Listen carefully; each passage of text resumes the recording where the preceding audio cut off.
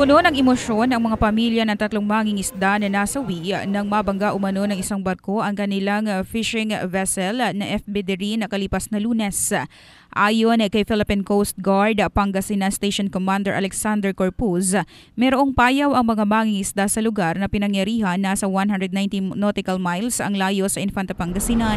Alam po itong fishing boat na to ay meron po silang payaw doon sa area na yon. 190 nautical miles po to ang layo niya sa Infanta Pangasinan.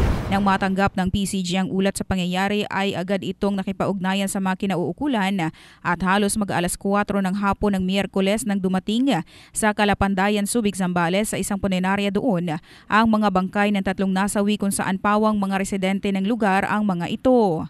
Nananawagan ng tulong ang pamilya dahil ang iba sa mga ito ay maliliit pa umano ang mga anak.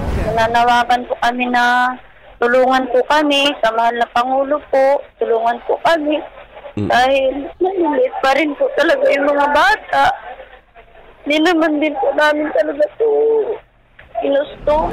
Ang mga nasawi ay kinilalang sina Dexter Laudencia, kapitan ng bangka, makasama nitong sina Romeo Mexico Jr. at Benedicto Olandria.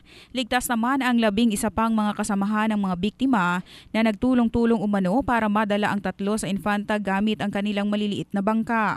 Kaugnay nito, tiniyak ng Philippine Coast Guard ang masusing investigasyon sa pangyayari. Samantala, nagpaabot na ng pakikiramay sa pamilya si Pangulong Ferdinand Marcos Jr.